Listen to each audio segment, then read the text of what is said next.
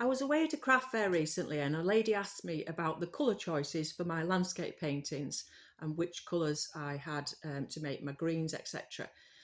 And she was quite surprised about the limited colour palette that I used. And so I wanted to talk to you about that today because it's something that I have been asked about quite a lot.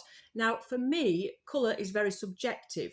We all have our favourite colours, and the thing is, we all see colour differently as well. Our eyes are different and our brains, we convert those colours differently in our brain. So, me and you looking at the same thing, looking at the same subject, and not necessarily seeing the same colours. So when I've been teaching, I've never really wanted to say to you, use this colour or use that colour. It's good to know colour theory. It's good to know all the tips and tricks about understanding the colour wheel, understanding tones, tints, and shades, and all those kinds of things, which are important. Because to me, actually, tone is more important. Especially when you're thinking about distance in a landscape, you need that those lighter tones in the distance quite often where it's much more hazy, things are further away, you've not got that intensity of tone there. So to me, it's always been more about the tone than the colour. And like I say, I don't want to say to somebody, use this colour, use that colour, because really it's so personal. And we're making an artwork, we're not making, we're not, unless you are you doing realistic paintings, which I'm not, quite clearly my paintings are not ultra realistic.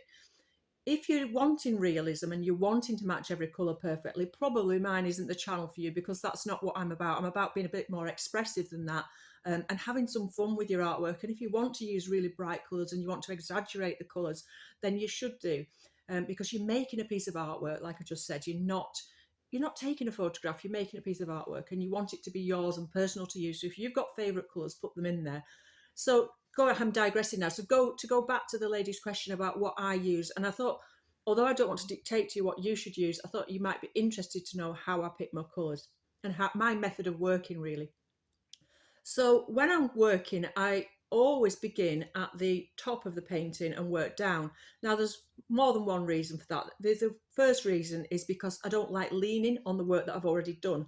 So if you've got your arm and you start with the sky and you work down the canvas, you're not resting your arm on something that you've already done and spoiling your work. So that's one reason. The other reason is because I like to build forward with both detail and tone, like I just mentioned. So if you start with your background and then your middle ground and then your foreground, as you're coming forward, you can increase the intensity of your colours and your tones, and you can increase the detail, which is going to give you that distance between the background and the foreground, both by having extra detail in the foreground, which you can't see in the background, but also having that intensity of colour and tone and bringing your yellows to the foreground and pushing your blues into the background, of course, is another colour tip that's going to help you. So my colours, what I do first of all is I look at the sky and see what blues and greys are in the sky, and I make choices about which blue I'm going to use. So that's my first choice. And so once I've chosen that blue, I want that blue to go all the way through the painting down to the bottom, because you're then making a harmonious painting. If you start using lots of different colours and you have a blue in the sky and then a different blue down in the foreground somewhere, it's not going to just gel together the same. You're not going to have, like I've just used the word, and it's a word I use quite often, is harmony across the painting. You want it to look like a whole, and it's going to help bring the whole thing together if you use those same colours throughout. So I start with that blue in the sky, and very often around here we have lots of grey in the sky. So I use that blue to make my greys. And of course, grey is made from your three primary colours. So then I've got to choose the yellows and the reds that I'm going to use. So I then obviously look at the yellows that we've got there in the ground that I might be wanting to use. And I do have favourites. So you tend to gravitate to one another depending on what favourites you've got at the moment. So I did talk about the paints that I use are Liquitex soft-bodied paints. And one of my favourite colours at the moment, I'll just hold this up, I don't know if you can see, is Turner's Yellow. And I absolutely love this colour. It's a bit more subtle than some of the colours I've used in the past, but it's really, really nice. And when we get that on the top of the fells, where the grass is very short, where the sheep have nibbled the grass down, you get the light reflecting off that and you get these lovely subtle yellows, and that Turner's Yellow is really nice for that. So I would use whichever yellows I'm using in my foreground.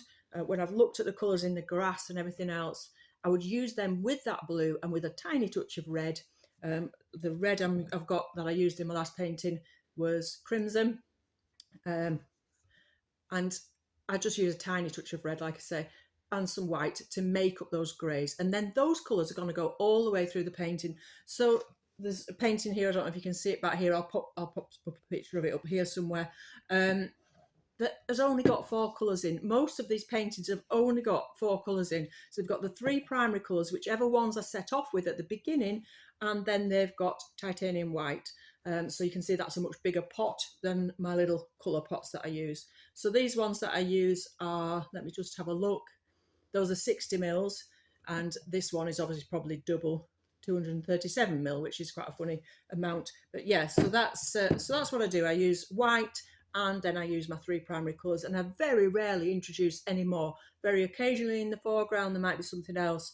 I sometimes get a burnt sienna out maybe, or a quinacridine orange, which is another one of my favourite colours. I really love that. It's in the Liquitex range. You've got this, it's just super, the quinacridine orange. I really like that. And for the autumny colours as well, it's particularly good. I have to say this video is not sponsored by Liquitex. It's just that's what I use in all my paintings. So I wanted to talk to you about that. So yeah, so I hope that helps you. So I start with the greys in the sky, and then I'm going to mix as I come down the painting. I'm going to mix some very bluey greys, maybe for the distant mountains. And then as you come forward, you're gradually shifting the amount that's in there. So you're swapping the amount of blue that's in there for the amount of yellow that's in there. So you're less blue and more yellow as you come forward, and then you're getting kind of greener as you come forward, or even more yellow as you come forward. So just altering them all the time. And because we've got so many rocks around here, I'm painting a lot of rocks and limestone. It's not all limestone, but a lot of stone.